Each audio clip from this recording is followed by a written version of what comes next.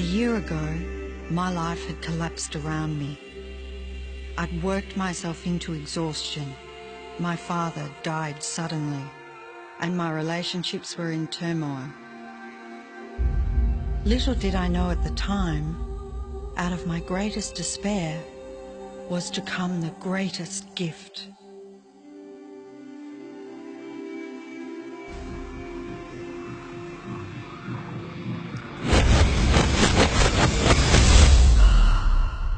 I'd been given a glimpse of a great secret.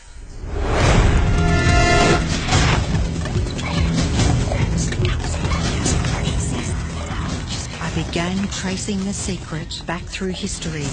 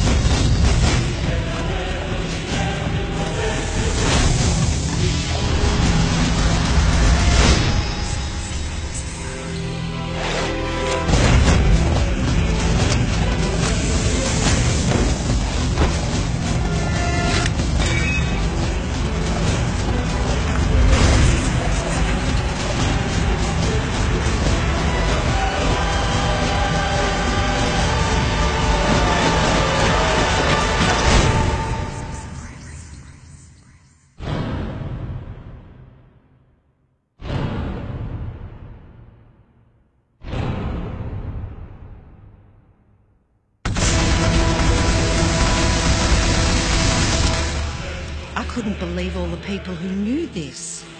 They were the greatest people in history.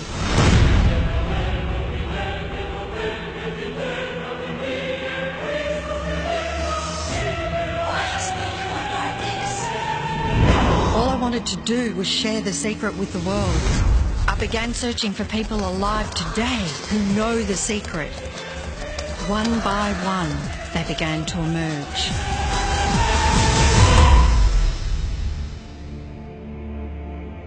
You know, this secret gives you everything you want. Happiness, health, and wealth.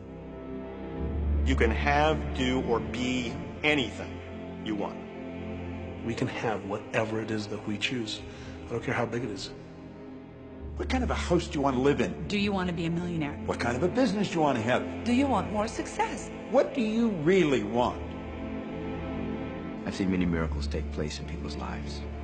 Financial miracles, miracles of physical healing, mental healing, healing in relationships. All of this happened because of knowing how to apply the secret. This is the great secret of life.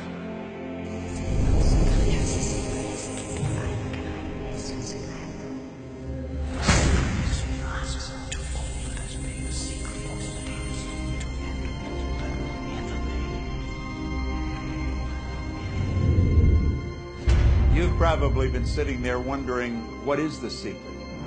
I'll tell you how I have come to understand it. We all work with one infinite power. We all guide ourselves by exactly the same laws. The natural laws of the universe are so precise that we don't even have any difficulty building spaceships. We can send people to the moon, and we can time the landing with the precision of a fraction of a second. I don't care if you're in India, if you're in Australia, New Zealand, Stockholm, or London, or Toronto, or Montreal, or New York. We're all working with one power, one law. It's attraction. The secret is the law of attraction. Everything that's coming into your life, you are attracting into your life. And it's attracted to you by virtue of the images you're holding in your mind. It's what you're thinking. You see, whatever is going on in your mind, you are attracting to you.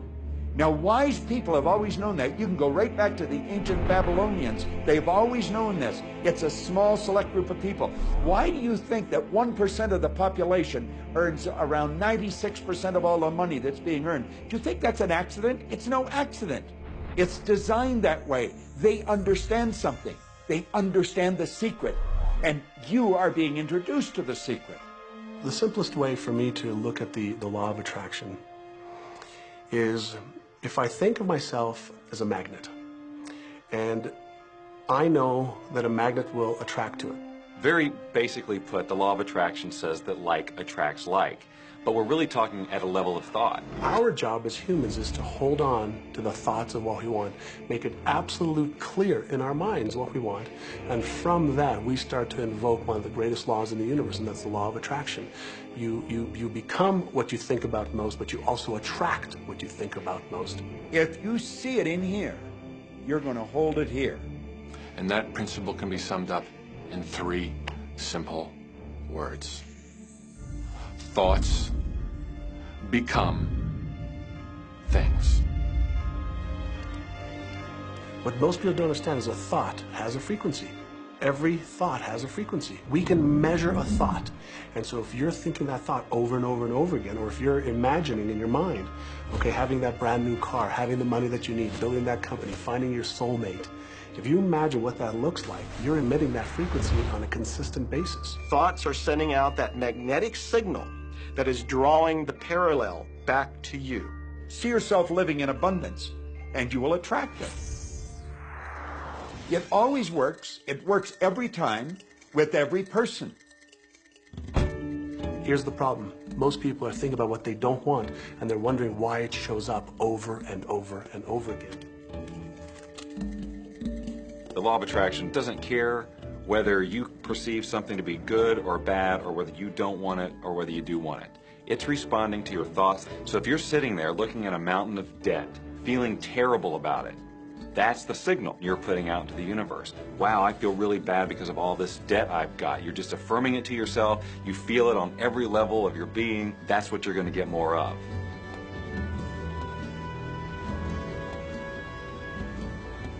So when you're looking at that thing you want and you're saying yes to it, you're activating a thought. And the law of attraction is responding to that thought and bringing you things that match that. But when you are looking at something that you do not want and you shout no at it, you're actually not pushing it away. Instead, you're activating the very thought of what you do not want, and now law of attraction is lining those things up for you also. This is a universe that is based upon attraction. Everything is about attraction. The law of attraction is always working. Whether you believe it or understand it or not, it's always working. You might be thinking about the past or the present or the future, but whether you're remembering or observing or imagining, still in that process you are activating thought, and law of attraction, which is the most powerful law in the universe, is responding to your thought. Creation is always happening. Every time an individual has a thought or a prolonged, chronic way of thinking, they're in the creation process. Something is going to manifest out of those thoughts. Law of attraction says we'll give you whatever it is you say and focus on. And so if you're complaining about how bad it is, what you're creating is more of how bad it is. Oh, look, I got that.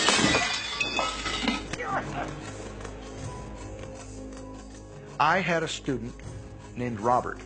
Robert was a gay man, and he was taking an online course I have, part of which entails email access to me. And he outlined all of the grim realities of his life. In his job, all the people ganged up on him. And it was constantly stressful because of how nasty they were with him. When he walked down the street, he said every block he was accosted by homophobic people who wanted to abuse him in some way.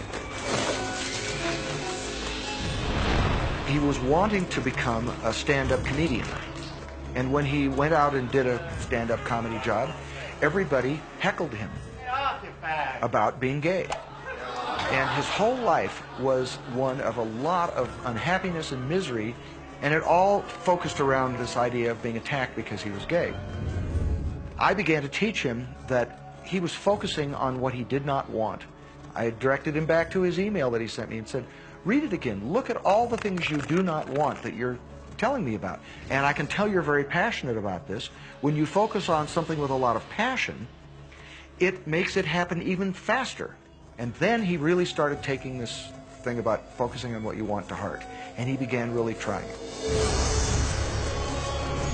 What happened within the next 6 to 8 weeks was absolutely a miracle.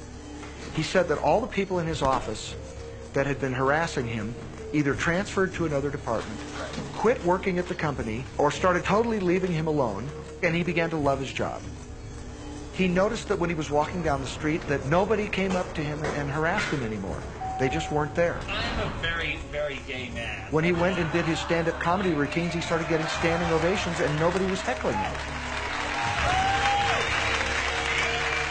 His whole life changed because he changed from focusing on what he did not want, what he was afraid of, what he wanted to avoid, to focusing on what he did want.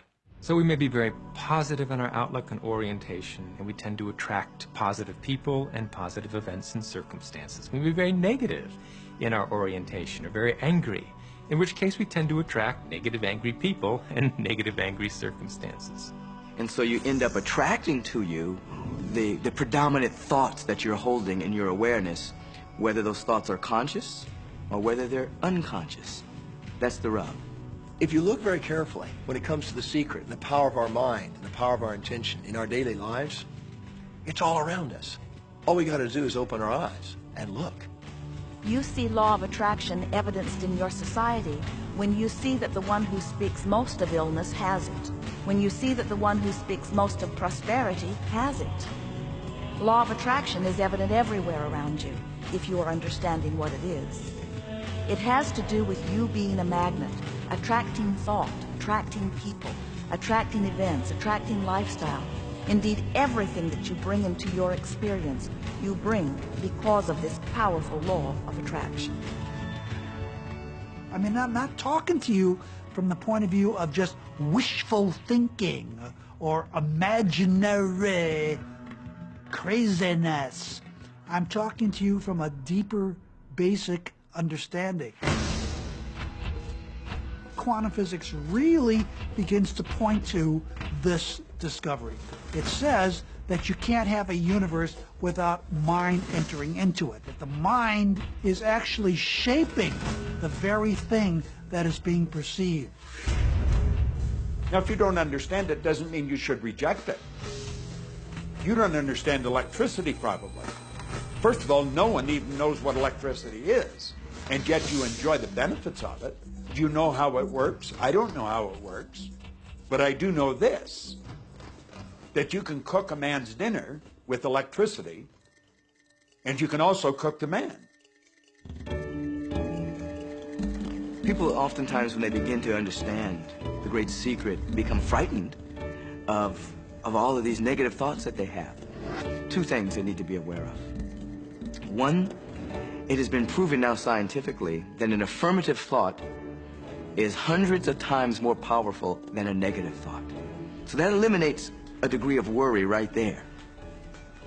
You live in a reality where there is this buffer of time, and truly that serves you. You're really not wanting to be in an environment where your thoughts manifest immediately.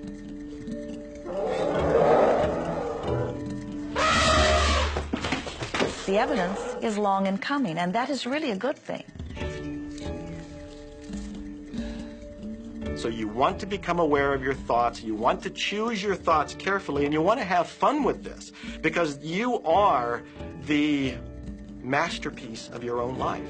You are the Michelangelo of your own life. The David that you are sculpting is you, and you do it with your thoughts.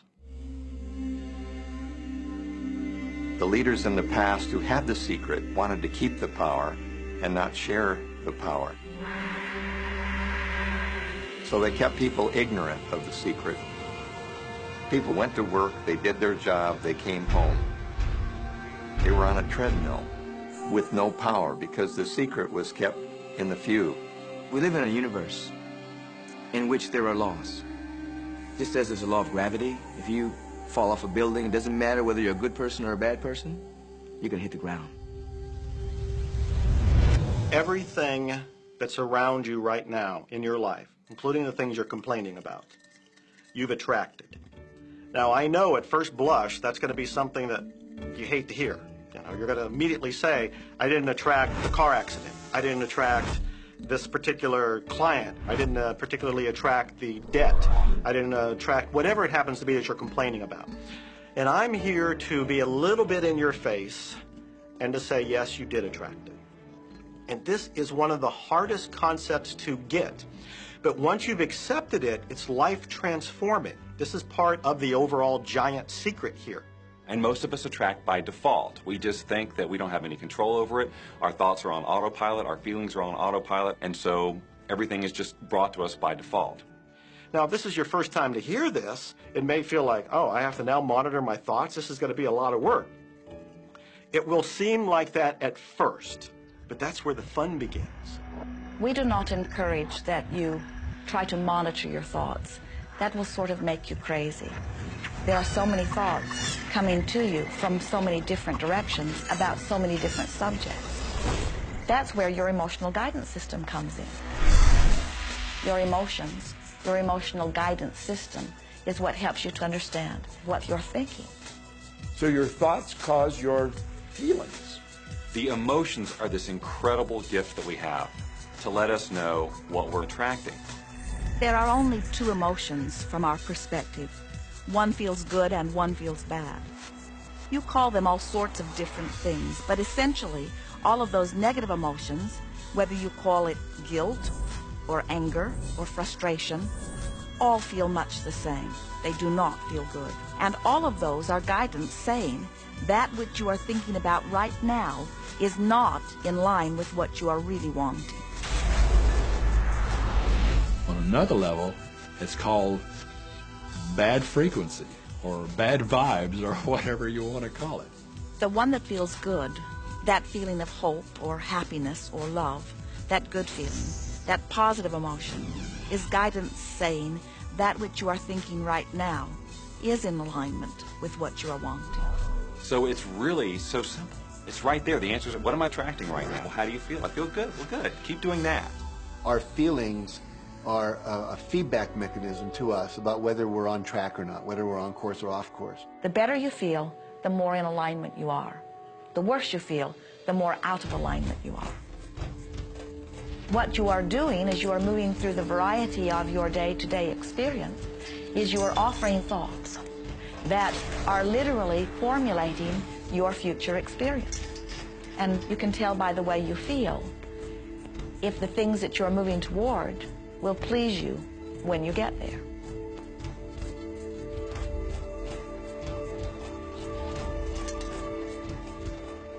Whatever it is you are feeling is a perfect reflection of what is in the process of becoming. And you're getting exactly what you're feeling about, not so much what you're thinking about.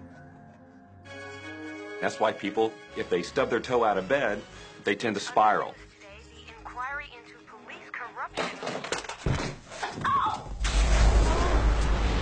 The whole day goes like that, you know.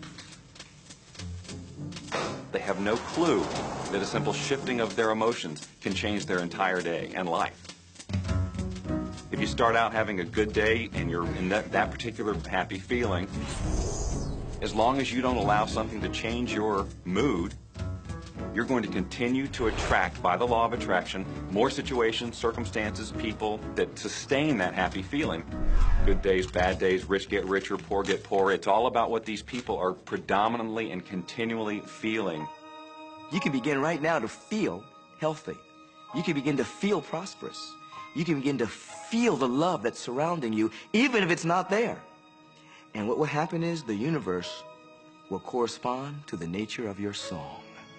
The universe will correspond to the nature of that inner feeling and manifest, because that's the way you feel.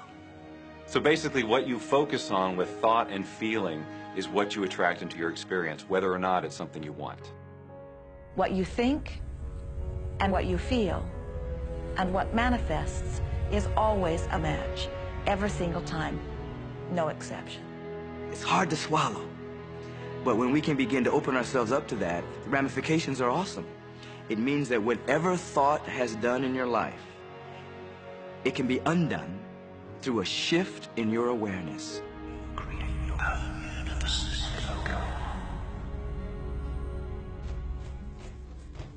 It's really important that you feel good, because this feeling good is what goes out as a signal into the universe and starts to attract more of itself to you.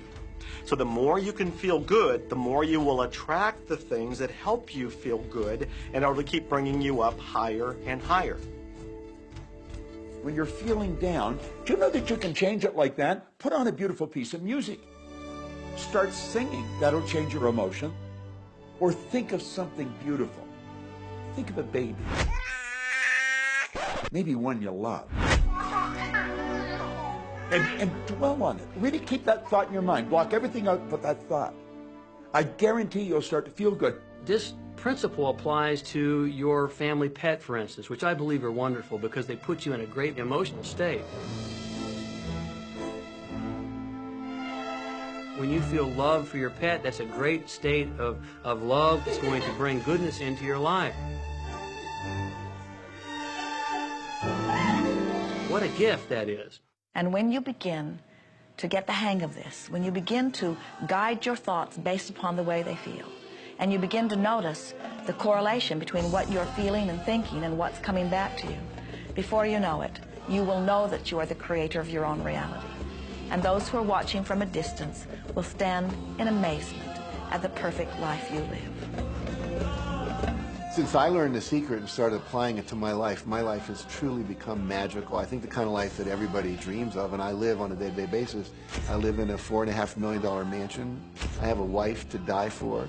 I get to vacation in all the fabulous spots of the world. I've climbed mountains, I've explored, I've been on safaris.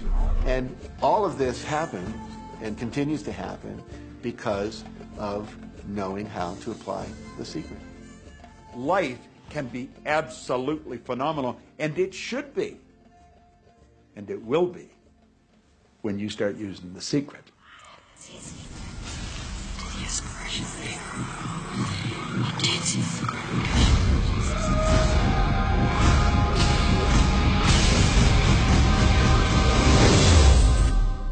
Well, a lot of people ask me what their job is in the creative process and what the job of the universe is. So let's look at that for a moment. Let's use this metaphor. If you think about Aladdin and his lamp, you've probably heard of that one.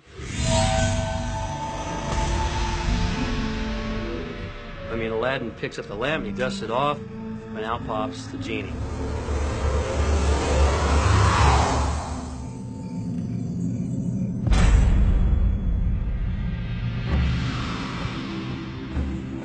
The genie always says one thing. Your wish is my command. If you trace the story back to its origins, you know, we now think that there's 3 wishes, but if you trace the story back to its origins, there's absolutely no limit whatsoever to the wishes. Think about that one. Now, let's take this metaphor and blow it out and apply it to you and your life. Remember, Aladdin is the one who always asks for what he wants. Then you've got the universe at large, which is this grand genie, and traditions, you know, have called it so many different things. Your holy guardian angel, your higher self. I mean, we could put any label on it, and you choose the one that works best for you. But every tradition has told us there's something bigger than us. And the genie always says one thing. Your wish is my command. So we like to say to you that the creative process is a 3-step process. Step 1 is you must ask for what you want. You do not need to use words to ask. In fact, the universe is not even hearing words from you. The universe is responding completely to your thought.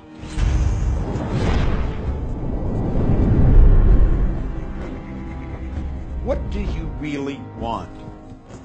Sit down and write it out on a piece of paper. Write it in the present tense. You might begin by writing, I am so happy and grateful now that, and then explain how you want your life to be in every area. And this is really fun. This is like having the universe as your catalog, and you flip through it and you go, well, I'd like to have this experience, and I'd like to have that product, and I'd like to have a person like that. It is you just placing your order with the universe. It's really that easy. The second step is answer, an answer to what you're asking. And that is not your work in your physical form. The universe will do that step for you. All of the universal forces are responding to the thoughts that you have set into motion. Your wishes might be mine. And the universe will start to rearrange itself to make it happen for you. Most of us have never allowed ourselves to want what we truly want because we can't see how it's going to manifest. If you do just a little research, it is going to become evident to you that anyone that ever accomplished anything did not know how they were going to do it. They only knew they were going to do it. You don't need to know how it's going to come about. You don't need to know how the universe will rearrange itself. You don't know how. It'll be shown to you. You will attract the way. So then our friends say, something must be going terribly wrong because I know I am asking, so where's my stuff? And we say, you are asking. You are completing step one. You can't help but do that. The universe is answering every time, no exception.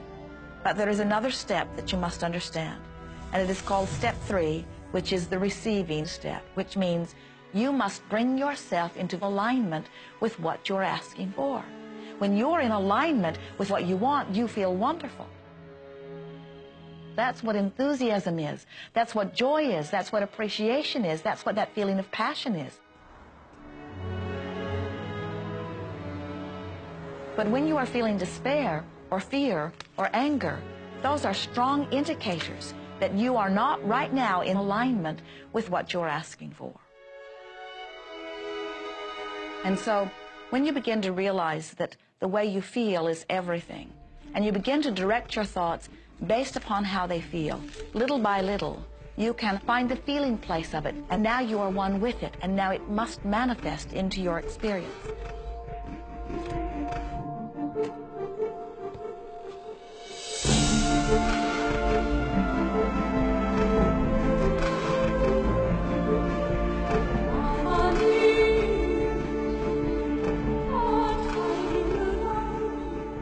And when you turn that fantasy into a fact, you're in the position to build bigger and better fantasies.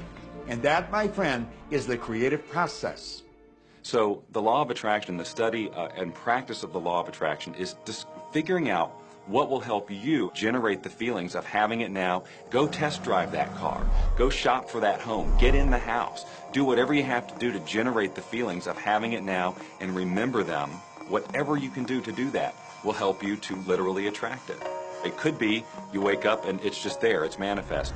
Or you might get some inspired idea of some action to take. You certainly shouldn't be going, well, I could do it this way, but man, I would hate that, because you're not on the right track if that's the case. Action will sometimes be required, but if you're really doing it in line with what the universe is trying to deliver, it's going to feel joyous, you're going to feel so alive, time will just stop, you could do it all day. The universe likes speed. Don't delay, don't second guess, don't doubt. When the opportunity's there, when the impulse is there, when the intuitive nudge from within is there, act. That's your job. And that's all you have to do. You will attract everything that you require. If it's money you need, you'll attract it. If it's people you need, you'll attract it. If it's a certain book you need, you'll attract it.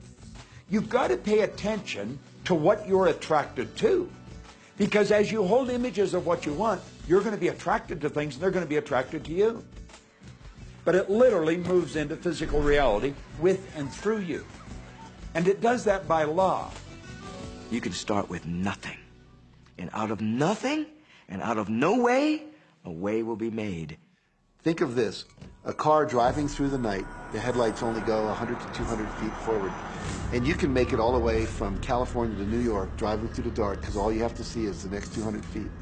And that's how life tends to unfold before us. And if we just trust that the next 200 feet will unfold after that, and the next 200 feet will unfold after that, your life will keep unfolding, and it will eventually get you to the destination of whatever it is you truly want because you want it. Take the first step. You don't have to see the whole staircase. Just take the first step. Well, another thing people wonder about is how long is this going to take? How long will it take to manifest the car, the relationship, the money, whatever it happens to be? Well, I don't have any rule book that says it's going to take you 30 minutes or 3 days or 30 days. I think it's more a matter of you being in alignment with the universe itself. Size it's nothing to the universe. It is no more difficult to attract on a scientific level something that we consider huge to something that we consider infinitesimally small. The universe does everything it does with zero effort. Grass doesn't strain to grow. It's effortless. It's just this great design. It's all about what's going on up here. It's about what we put in place, saying this is big, it's going to take some time. This is small, oh, I'll give it an hour. You know, those are our rules that we define. There are no rules according to the universe. You provide the feelings of having it now, it will respond. Some people have an easier time with little things, and so we sometimes say, well, start with something small, like a cup of coffee. Make it your intention to attract a cup of coffee today. Hold an image of talking to an old friend that you haven't seen for a long time. Somehow or another, somebody's going to start talking to you about that person. That person's going to phone you, or you'll get a letter from them. People are amazed how that I line up car parks, and I've done this right from when I first understood The Secret. And I would visualize a car space exactly where I want it, and 95% of the time it would be there for me, and I'd just pull straight in. 5% of the time I have to wait just a minute or two, and the person would pull out and I'd pull in. So I do that all the time.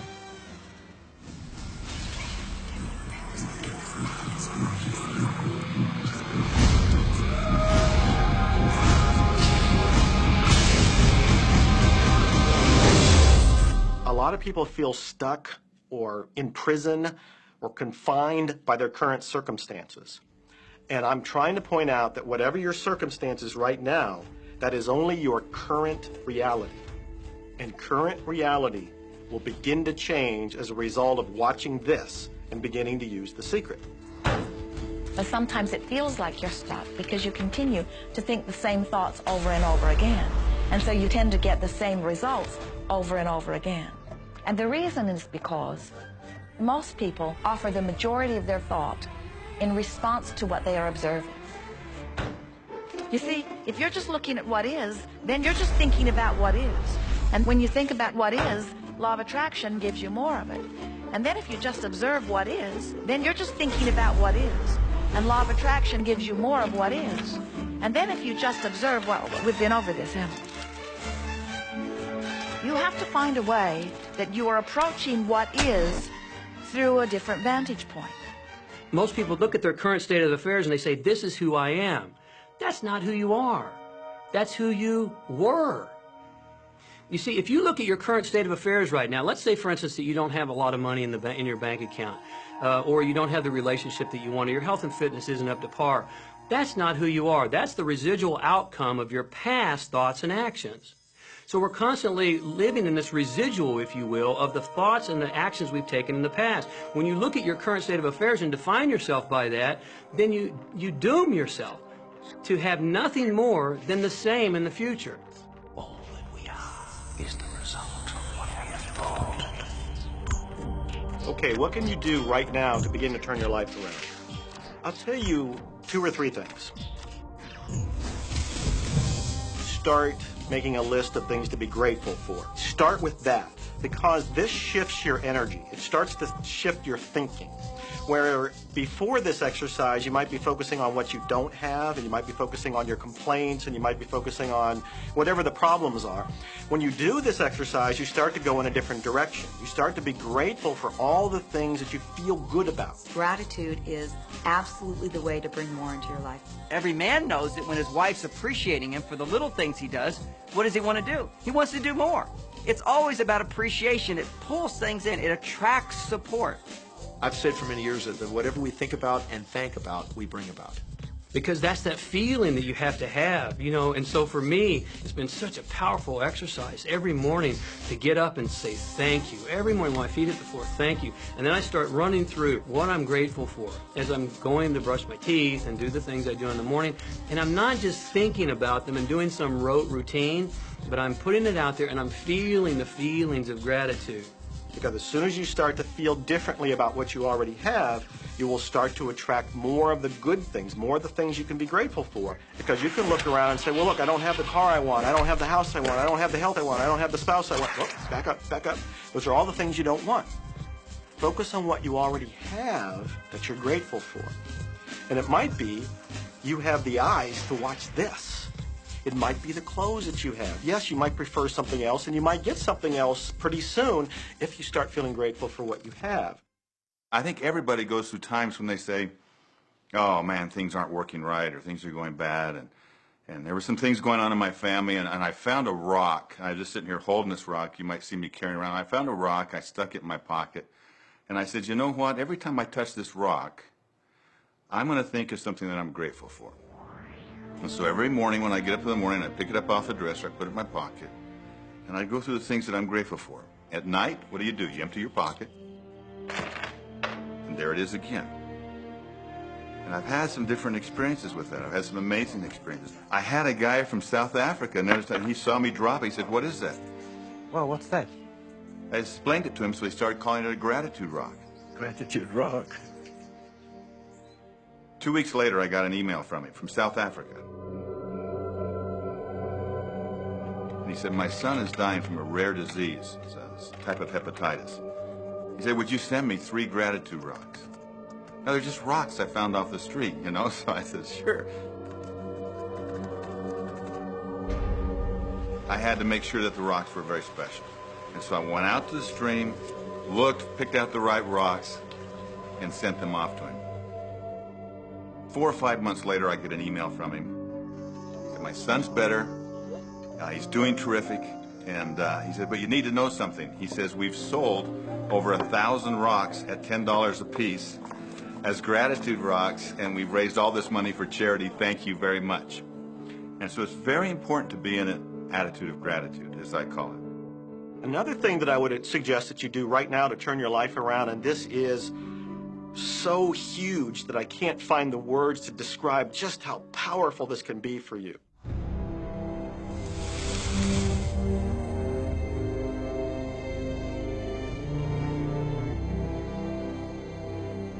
I took the visualization process from the Apollo program and instituted it during the 1980s and 90s into the Olympic program.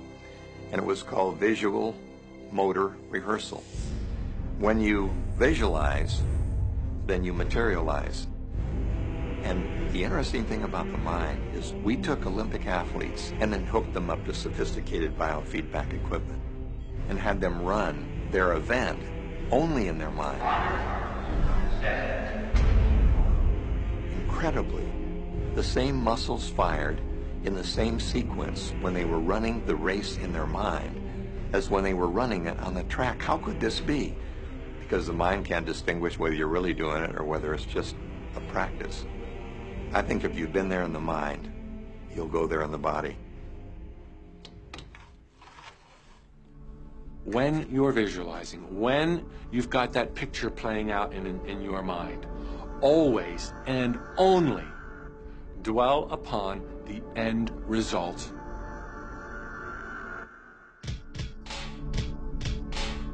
Here's an example. Look at the back of your hands right now. Really, look at the back of your hands. The color of your skin, the freckles, the blood vessels, the rings, the fingernails, the fake fingernails. Take in all those details right before you close your eyes. And then see those hands, your fingers, wrapping around the steering wheel of your brand new car.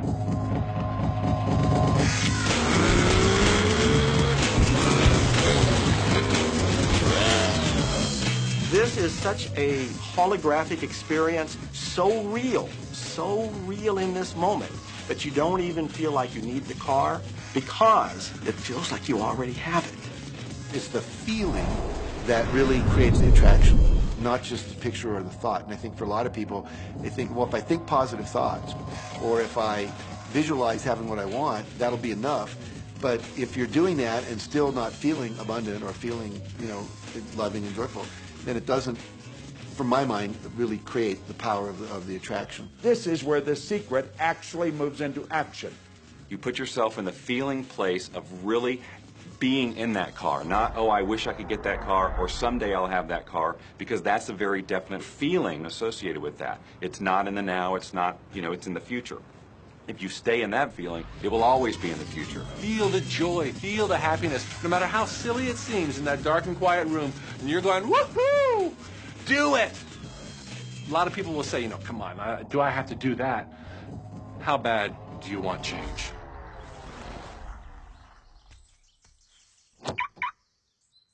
Now that feeling and that inner seeing will begin to be an open doorway through which the power of the universe will begin to express.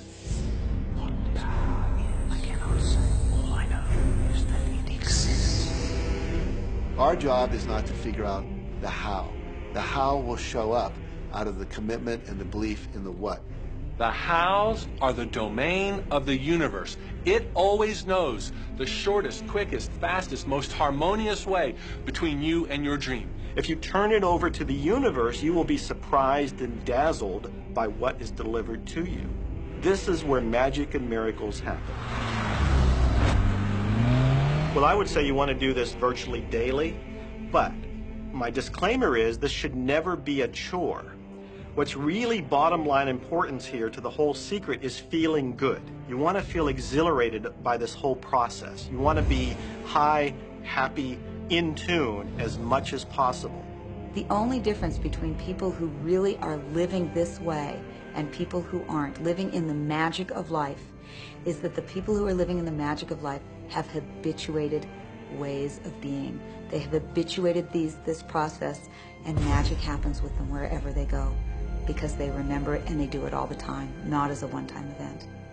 People hold that for a while, and they're really a champion at it. And they say, you know what, I'm fired up, I saw this program, and I'm going to change my life. And yet, results aren't showing, and beneath the surface, it's just about ready to break through. And someone will look at the surface results and go, this stuff doesn't work. And you know what? The universe says, your wish is my command. And it goes down.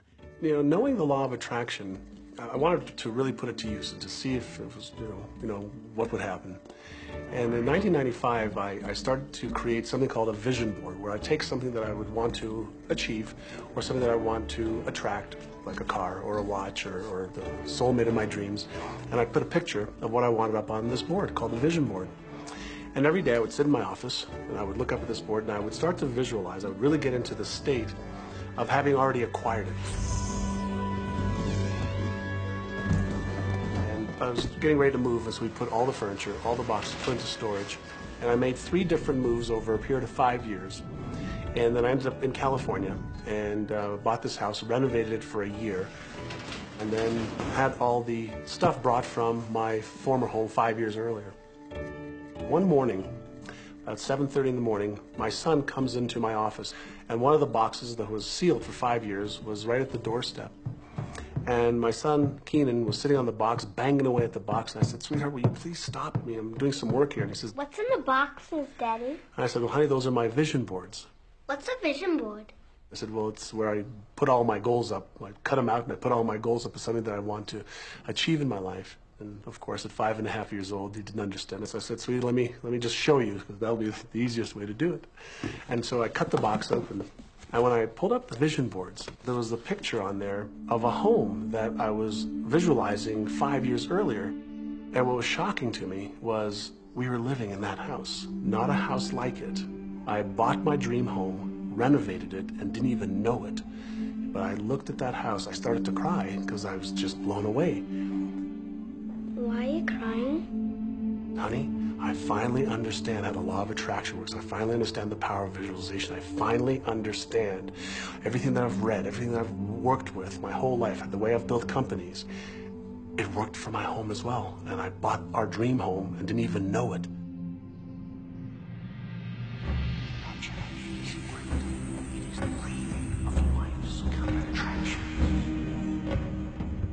Decide what you want, believe you can have it, believe you deserve it, and believe it's possible for you. And then close your eyes every day for several minutes and visualize having what you already want and feeling the feelings of already having it. Come out of that and focus on what you're grateful for already. And really enjoy it, okay? And then go into your day and release it to the universe and trust that the universe will figure out how to manifest it.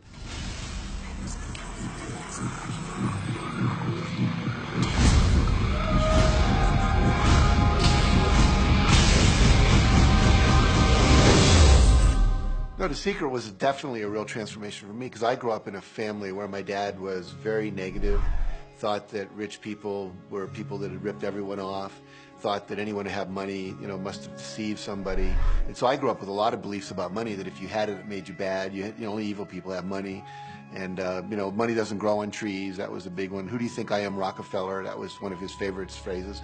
So I grew up truly believing that life was difficult, that it was hard, you had to struggle. And it was only when I met W. Clement Stone that I literally began to shift my life. Whatever the mind of man can conceive. When I was working with Stone, he said, I want you to set a goal that's so big that if you achieved it, it would blow your mind. And you would know it's only because of what I've taught you that you would have achieved this goal. Well, at the time, I was making about $8,000 a year. And for some reason, I wanted something that was really measurable. So I said, I want to make $100,000 in a year. Now, I had no idea how I could do that. I saw no strategy, no possibility, but I just said, I'm going to declare that, I'm going to believe it, I'm going to act as if it's true, and release it. And so I did that. And one of the things he taught me was every day to close your eyes and visualize the goal as if it's already achieved. And I had actually made a $100,000 bill that I put on the ceiling. So the first thing I'd see when I woke up, I'd look up and there it was. It would remind me that this was my intention. And then I would close my eyes and visualize having this $100,000 a year lifestyle. And interestingly enough, nothing major happened for about 30 days. I didn't have any great breakthrough ideas. No one was offering me more money.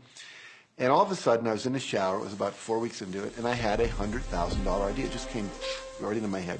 I had a book I had written, and I said, if I could sell 400,000 copies of my book at a quarter each, that'd be $100,000.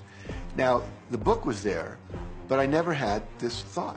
And one of the secrets, I think, is that when you have inspired thought, you have to trust it, and you have to act on it. Now, I didn't know how to do that. I didn't know how I was going to sell 400,000 copies. We'd never done that. And then I saw the National Enquirer at the supermarket. I had seen that millions of times, and it was just background. And all of a sudden, it jumped out of me as foreground, and I thought, wow, if readers knew about my book, certainly 400,000 people would go out and buy it. And about 6 weeks later, I gave a talk at Hunter College in New York to 600 teachers, and this lady comes up at the end and she says, that was a great talk. I'd like to interview you. Let me give you my card. And I said, who do you write for? I'm a freelancer, but I sell most of my stuff to the National Enquirer. And I had this little theme from the Twilight Zone went off in my head. You're like, whoa, this stuff's really working. So that article came out, and our book sales started to take off. But the point I want to make is that I was attracting into my life all these different events, including this person. And to make a long story short, I did not make $100,000 that year. We made $92,327. But do you think we were like depressed and going, this doesn't work? No, we were going, whoa, this is amazing. And so my wife said to me, wow, if it works for 100,000, you think it'd work for $1 million? And I said, I don't know. I think so. Let's try it. My publisher actually wrote me a check as a royalty check for our first Chicken Soup for the Soul book. And he actually put a smiley face in his signature because it was the first $1 million check he'd ever written. And so I know from my own experience, because I wanted to test it, does this secret really work? And when we put it to the test, it absolutely worked. And now I live my life from that every single day. Well, I can just imagine what a lot of people that are watching this are thinking. And that is, how can I attract more money into my life? How can I get more of the green stuff? How can I get more wealth and prosperity? How can I, when I love my job, deal with the credit card debt that I have? And the realization that maybe there's a ceiling on the money that can come in because it's coming to me through my job. How can I bring in more? Intend it. This goes back to one of the things we've been talking about throughout the whole secret. Your job is to declare what you would like to have from the catalog of the universe. Well, if cash is one of them, say how much you would like to have. I would like to have $25,000 unexpected income within the next 30 days. or whatever it happens to be. It should be believable for you. Most people have a goal of getting out of debt. That'll keep you in debt forever. Whatever you're thinking about, you will attract. You'll say, but it's get out of debt. I don't care if it's get out or get in. If you're thinking debt, you're attracting debt. Set up an automatic debt repayment program and then start to focus on prosperity. So many times people say to me, well, I'd like to double my income in the next year. But then you look at their actions and they're not doing the things that are going to make that happen. And they'll turn right around and go, well, I can't afford that. Okay, guess what? Your wish is my command. As you are fussing about not having enough money, as you are talking to your friend about not having enough money, as you are feeling unhappy about not having enough money, you're actually activating within yourself or continuing the activation of a thought that is very different from the desire that you have launched. What it just comes down to is you just can't want more money and focus upon not enough. When I first understood The Secret, I was getting bills. Every day I'd get a bunch of bills in the mail. And I thought, how do I turn this around? The law of attraction states that what you focus on, you will get. So I got a bank statement. I whited out the total and I put a new total in there. I put exactly how much I wanted to see in the bank. So I thought, what if I just visualize checks coming in the mail? So I just visualize a bunch of checks coming in the mail. Within just 1 month, things started to change. And it is amazing. Today, I just get checks in the mail. I get a few bills, but I get more checks than bills. I grew up on you have to work hard for money, you have to work hard for money. And so I replaced that with money comes easily and frequently. Now, in the beginning, it feels like a lie, right? There was a part of your brain that will say, oh, you liar, it's hard. So you have to know it's this little tennis match that will go on for a while. When it comes to creating wealth, wealth is a mindset. It's all about how you think. I'd say 80% of my coaching that I do one-on-one with folks is about their psychology and the way they think. And I know when people are listening, they say, oh, well, you can do it, I can't. Every person has the capability to change the way they're in a relationship and conversation with money. I find so many people who maybe make a tremendous amount of money, but their relationships stink. That's a technical term, by the way. And that's not wealth. It really isn't. You can go after the money and you might get rich, but it doesn't guarantee you'll be wealthy. I'm not suggesting that money isn't a part of wealth. It absolutely is. But it's only a part. And then I meet a lot of people who are quote-unquote spiritual, but they're sick and broke all the time. That's not wealth either. Life is meant to be abundant in all areas. Many people in Western culture are striving for success. They want to have the home, they want their business to work, they want all of these things. But what I found in my research is that having those things certainly doesn't guarantee what we really want, which is happiness. And that's when all those outer things come. They don't come from going after them first to get happiness. It's backwards. You go for the sense of inner joy, of inner peace, of inner vision first, and then all the other things from the outside appear.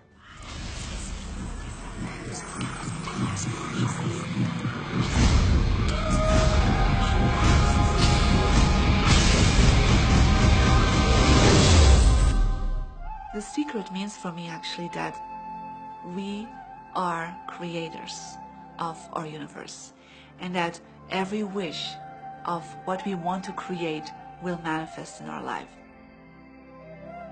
Therefore, it's very important what you wish, what your thoughts are, what your feelings are, because it will manifest. Now, one day I went into somebody's home, and he was an art director of a very famous film producer. And in every corner, he had this beautiful image of a woman, a naked woman dressed with a fabric, kind of doing this, kind of saying, oh, I don't look at you, I don't see you, And I said, I think you have trouble in your romance. Are you a clairvoyant or something? No, but look, 7 places you have exactly that woman. But I love that kind of painting. I painted it myself. That's even worse, I said, because you put all your creation and your creativity in it. Now, he's this gorgeous-looking man. He has all these actresses around him because that's the work he does. He doesn't get romance. I said, what do you want? Well, I want to date 3 women a week. Okay, paint yourself with 3 women and hang it in every corner.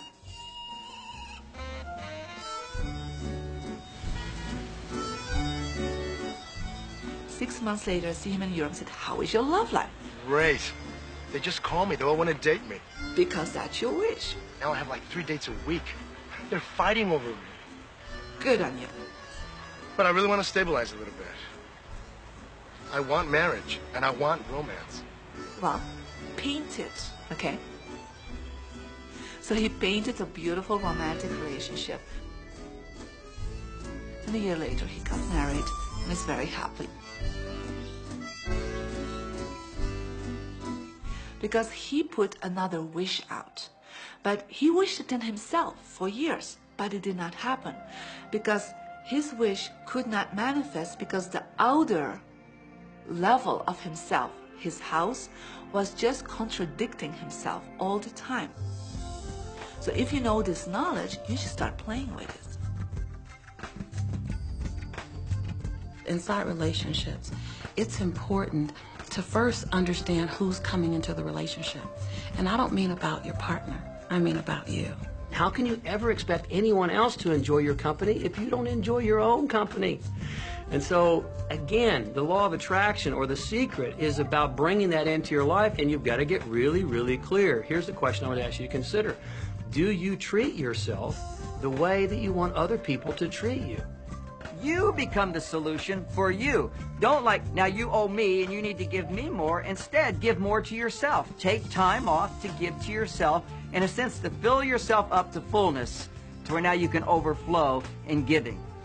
I got into many relationships expecting my partner to show me my beauty. I needed to see him showing me my beauty because I didn't feel beautiful. Because when I was growing up, my sheroes were Charlie's Angels, the Bionic Woman, Wonder Woman. And though they were wonderful women, none of them looked like me. It wasn't until I stopped and I fell in love with Lisa, full lips, round hips, mocha skin, afro, that the rest of the world began to fall in love with Lisa. There's something so magnificent about you. I have been studying me for 44 years. I want to kiss myself. Because you're going to get to love yourself. I'm not talking about conceit. I'm talking about a healthy respect for yourself. And as you love yourself, you'll love others. Sometimes people will say, those people at work are so negative, or the man I live with is so angry, or my children are so worrisome to me. And we say, you must orient yourself to the best part of those people who surround you. We encourage that you get a notebook and that you make a list of the positive aspects of the people that you spend a lot of time with.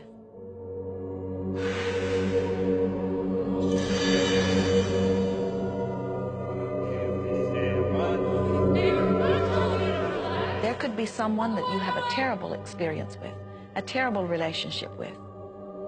And in the privacy of your own mind, and with quite a bit of work, we will admit, as you focus upon things that you like most, those people will become that mostly to you.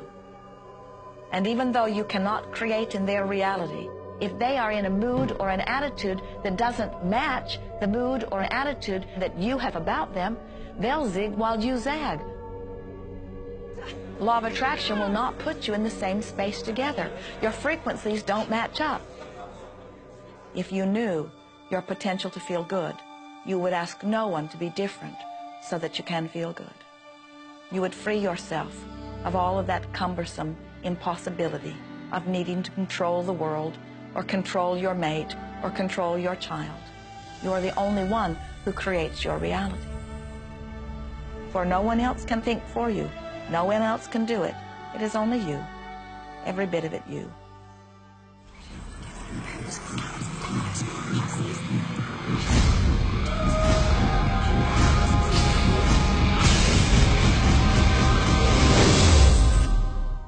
It's important to recognize that our body is really the product of our thoughts.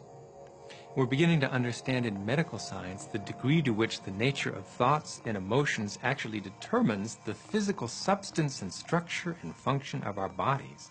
We've known in the healing arts of a placebo effect. A placebo is something that supposedly has no impact and no effect on the body, like a sugar pill or something.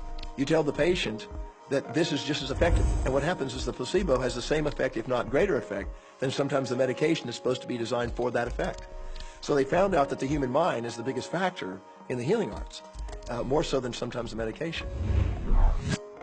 If somebody is in a situation where they're sick and they have an alternative to try to explore what is in their mind creating it versus using medicine, if it's an acute situation that could really bring death to them, then obviously the medicine is a wise thing to do while they explore what the mind is about. So you don't want to negate medicine. Every form of healing has a place. There is only a stream of well-being that flows, you know. It is a stream of pure positive energy. And the universe, all that we know, is abundant with only that. This is a world that is based upon well-being, and well-being dramatically abounds. And when you are allowing that stream to flow in its fullness, you feel very, very good. And when you are pinching it off a bit, you feel not so good. There is only a stream of goodness or well-being which you are allowing or not. And your magnificent emotions are telling you what the mix is, how you're doing in your allowing or your resisting of this connection. You know people who have had terminal disease. Stop and think of the word dis-ease. Hyphenate the word. That's a body that's not at ease. We've got 1,000 different diagnoses and disease out there. They're just the weak link. They're all the result of one thing: stress. And you put enough stress on the chain, you put enough stress on the system, and one of the links breaks. Our physiology creates disease to give us feedback, to let us know we have an imbalanced perspective and we're not loving and we're not grateful. So the body's signs and symptoms are not something terrible. The question that's frequently asked is when a person has manifested a disease in their body temple or some kind of discomfort in their life, through the power of right thinking, can it be turned around? And the answer is absolutely yes. On November 23rd, I was diagnosed with breast cancer. I truly believed in my heart, with my strong faith, that I was already healed. During the day, all day long, I would just say, thank you for my healing. On and on and on I went, thank you for my healing. I believed in my heart I was healed. I saw myself as if cancer was never in my body. One of the things I did to heal myself was to watch very funny movies. That's all we would do, is just laugh, laugh, laugh. We couldn't afford to put any stress in my life because we knew stress was one of the worst things you can do while you're trying to heal yourself. From the time I was diagnosed, which was November 23rd, to the time I was healed totally was approximately 3 months. And that's without radiation and chemotherapy. Well, we come with a basic program. It's called self-healing. You get a wound, it grows back together.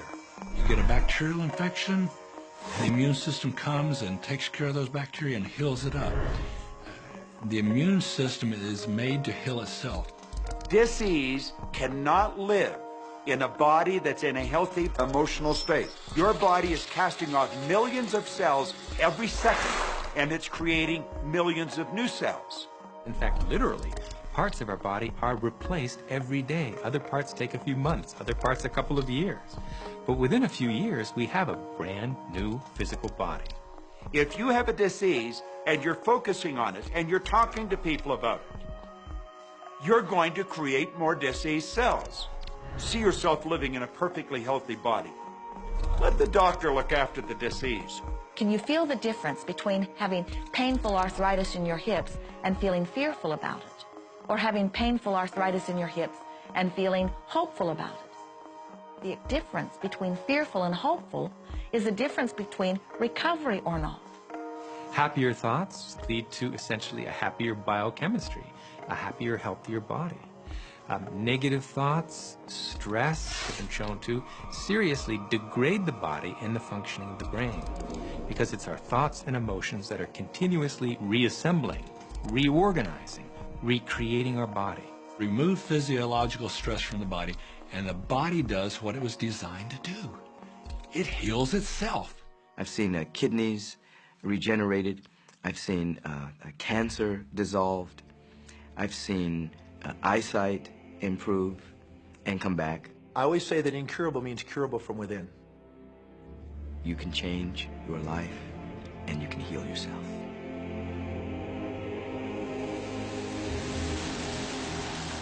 Well, my story begins on March 10, 1981. It really changed my whole life. It was a day I'll never forget. I crashed an airplane.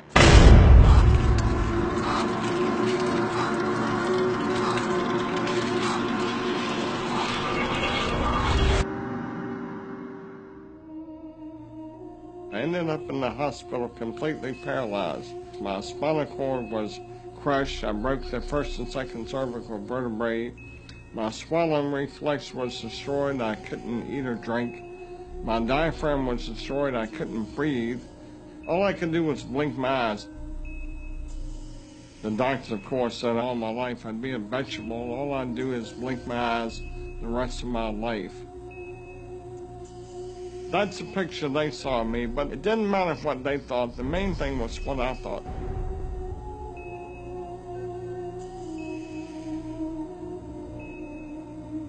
I picture myself being a normal person again, walking out of that hospital. The only thing I had to work with in the hospital was my mind. As long as you have your mind, you can put things back together again. I was hooked to a respirator, and they said I'd never breathe on my own again because my diaphragm was destroyed. But this little voice kept saying to me, breathe deep, breathe deep.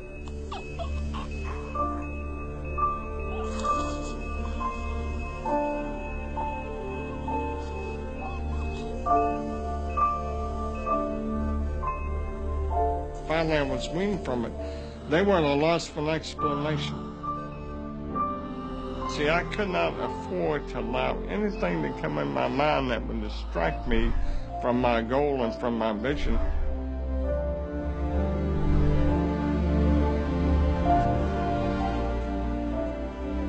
Well, I set a goal to walk out of the hospital on Christmas. That was my goal.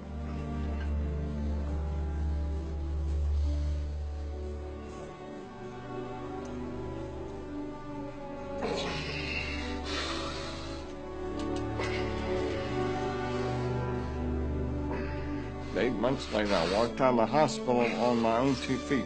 They said it couldn't be done. That's a day I will never forget. For people that are sitting out there right now watching this program that are hurting, if I wanted to sum up my life and sum up for people what they can do in life, I would sum it up this way in 6 words. Man becomes what he thinks about.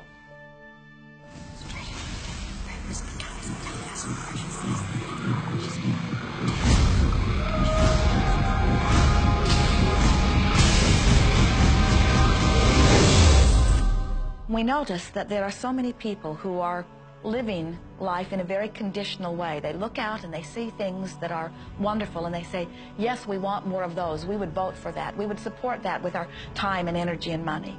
But then they look out and they see things that they do not want, terrible things that they do not want to live and that they do not want to see others live. And they say, we've got to do something about getting rid of those things. But they don't realize that as they push against the unwanted, they add power to it.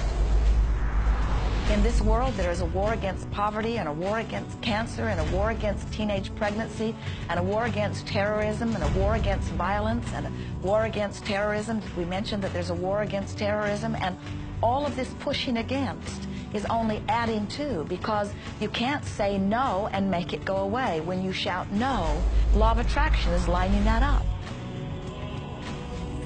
The reason that what you resist persists is because if you're resisting something, you're saying, no, I don't want this thing because it makes me feel this way, the way I'm feeling right now. So you're just putting out this really strong emotion of, wow, I really don't like this feeling, and it's there, and it just comes racing towards you. You know, the anti-war movement creates more war. The anti-drug movement has actually created more drugs because we're focusing on what we don't want, drugs.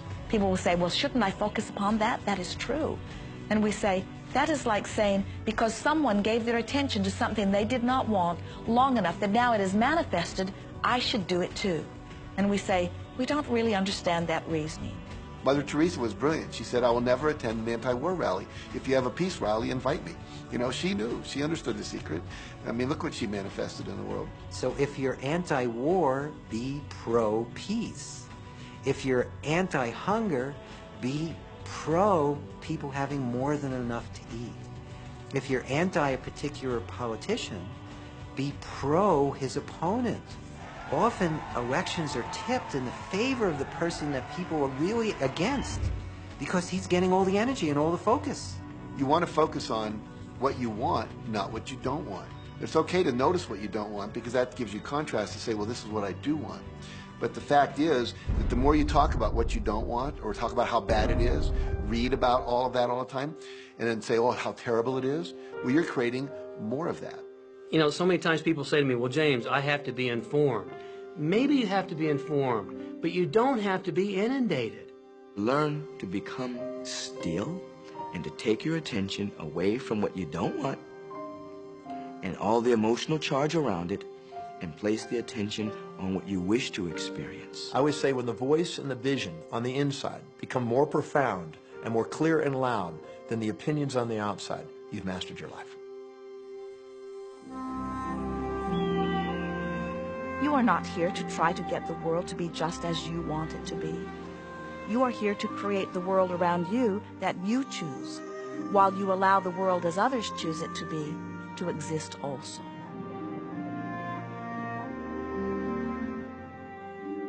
One of the questions I get almost all the time, and it's probably on somebody's mind right now if it's not on yours, and that's the idea that, well, if everybody uses The Secret and they all treat the universe like a catalog, aren't we going to run out of stuff? Won't everybody just make a run for it and bust the bank?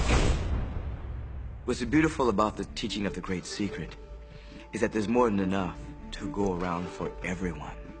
There is a lie that acts like a virus within the mind of humanity. And that lie is there's not enough good to go around. There's lack, and there's limitation, and there's just not enough. That lie has people living in fear, greed, stinginess, and those thoughts of fear, greed, stinginess, and lack become their experience. So the world has taken a nightmare pill. Now the truth is, there's more than enough good to go around. There's more than enough creative ideas. There's more than enough power. There's more than enough love. There's more than enough joy. All of this begins to come through a mind that is aware of its own infinite nature. Every great teacher who's ever walked the planet has told us that life was meant to be abundant. And so just when we think that resources are dwindling, we find new resources to achieve the same things. And so even though we say we have lack, it's because we don't open up our vision and see all of what's around us. You know, when everybody starts to live from their heart and go for what they want, they don't go for the same things. That's the beauty of this. We don't all want BMWs. We don't all want the same person. We don't all want the same experiences. We don't all want the same clothing. We don't all want fill in the blank.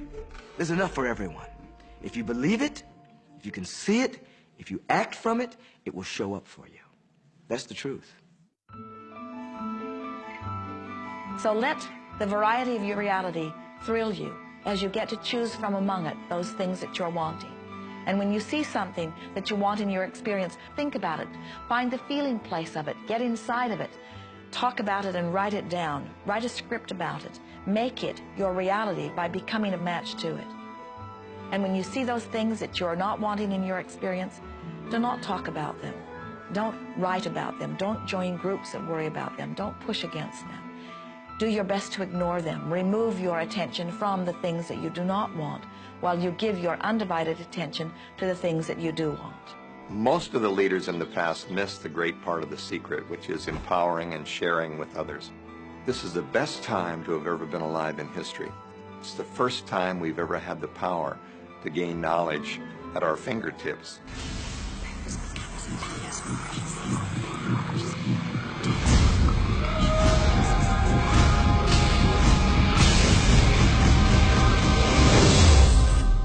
When we look around us, even at our own bodies, what we see is the tip of the iceberg. Think of this for a moment. Take your hand and look at it. Now, your hand looks solid, but it's really not. If you put it under a proper microscope, you'd see a massive energy vibrating. Everything is made up of the exact same thing, whether it's your hand, whether it's the ocean, or whether it's a star. Everything is energy. And let me help you understand that just a little bit. There's the universe, of course, and our galaxy, and our planet, and then individuals, and then inside of this body are organ systems, and then there's cells, and then there's molecules, and then there's atoms, and then there is energy. So there are a lot of levels to talk about something on, but everything in the universe is energy. I don't care what city you're living in, you've got enough power in your body, potential power, to illuminate the whole city for nearly a week. Most people define themselves by this finite body, but you're not a finite body. I mean, even under a microscope, you're an energy field.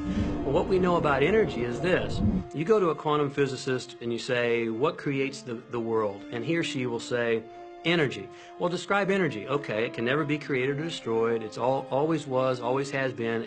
Everything that ever existed always exists. It's moving into form, through form, and out of form. Okay, great. You go to a theologian and you ask the question, what created the universe? And he or she will say, God. Okay, describe God. Always was and always has been, never can be created or destroyed, all that ever was, always will be, always moving into form, through form, and out of form. You see, it's the same description, just different terminology. And so if you think you're this meat suit running around, think again. You're a spiritual being. You're an energy field operating in a larger energy field. We're all connected. We just don't see it. There isn't an out there and an in here. Everything in the universe is connected. It's just one energy field. You are extensions of source energy, and you are here in these magnificent bodies, but your bodies have distracted you, for the most part, from who you really are. You are source energy. You are eternal beings. You are God force. You are that which you call God.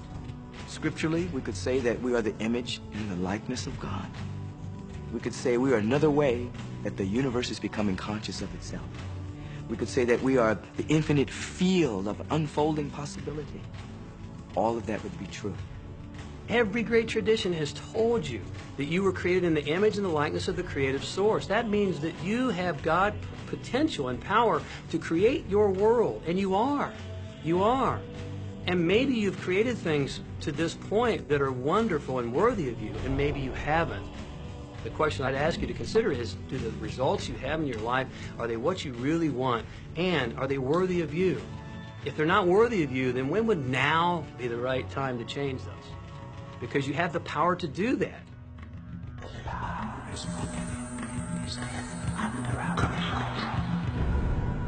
You know, a lot of people feel like they're victims in life, and they'll often point to past events, perhaps growing up with an abusive parent or in a dysfunctional family.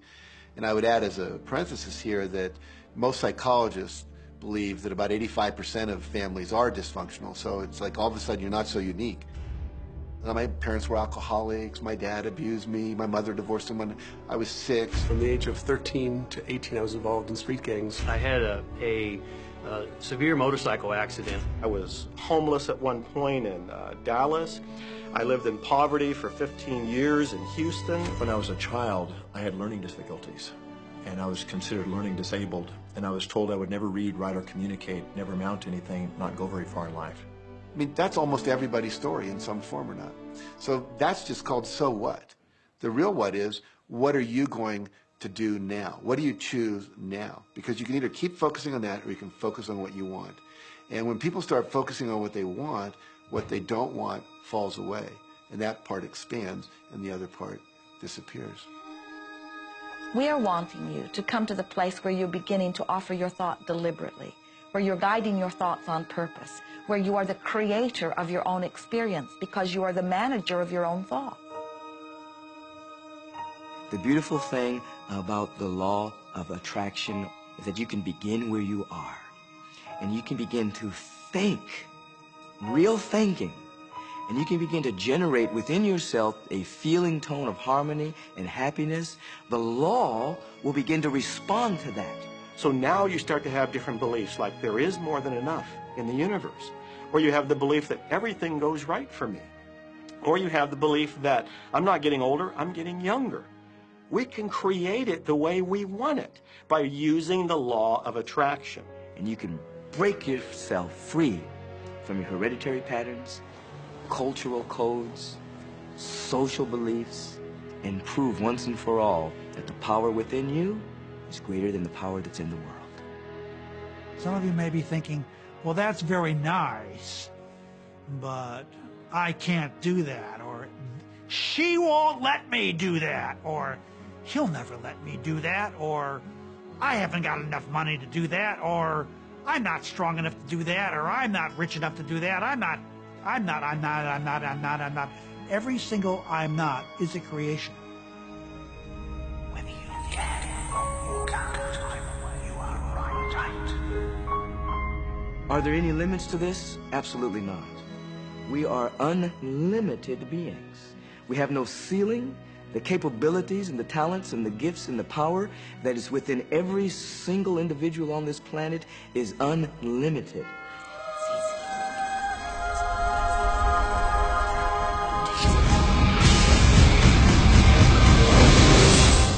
There is no blackboard in the sky on which God has written your purpose, your mission in life.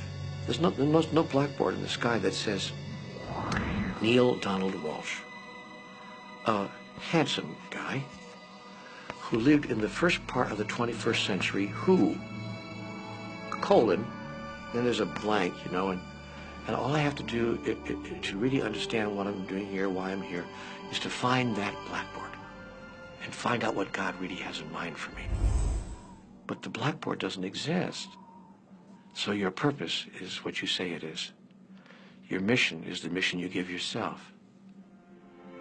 Your life will be what you create it as, and no one will stand in judgment of it now or ever. It took a lot of years for me to get this, because I grew up very much with this idea that, you know, there was something I was supposed to do, and if I wasn't doing it, I was like, God wouldn't be happy with me, you know? When I really got that my primary aim was to feel and experience joy, then I began to do only those things which brought me joy. We have a saying, you know, if it ain't fun, don't do it, you know? Joy, love, freedom, happiness, laughter. That's what it is. And if you've just experienced joy sitting there meditating for an hour, by golly, do that. If you experience joy eating a salami sandwich, then do that. When I pet my cat, I'm in a state of joy. When I walk in nature, I'm in a state of joy. So I want to constantly put myself in that state. And when I do that, then all I have to do is have the intention of what I want, and what I want manifest. So inner happiness actually is the fuel of success. Anything that makes you feel good is always going to be drawing in more. You are listening to this right now. It's you that drew this into your life. It's your choice whether you want to take it and utilize it. If it feels good, if it doesn't feel good, then you know, let it go. Find something that feels good, that resonates with your heart.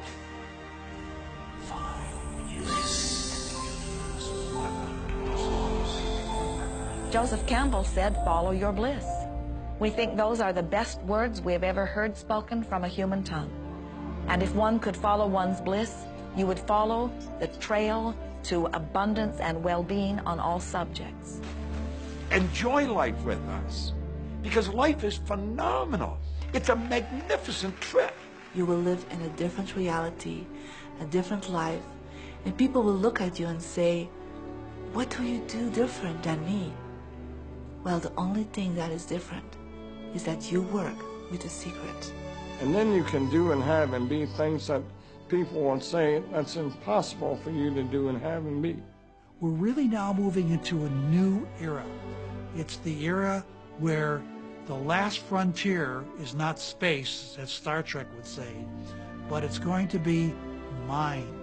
I see a future of unbounded potential, unbounded possibilities. Remember, we're using at most 5% of the potential of the human mind. 100% human potential is the result of proper education. So imagine a world where people were using their full mental and emotional potential. We could go anywhere, We could do anything, achieve anything. See yourself with the good that you desire. Every religious book tells us that.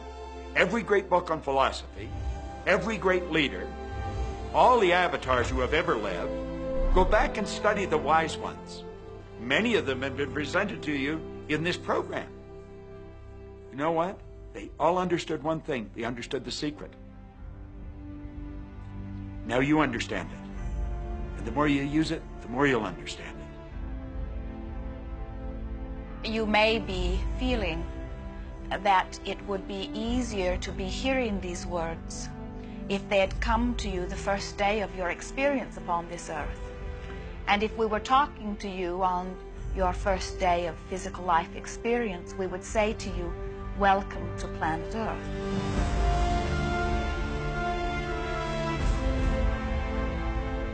There is nothing that you cannot be or do or have.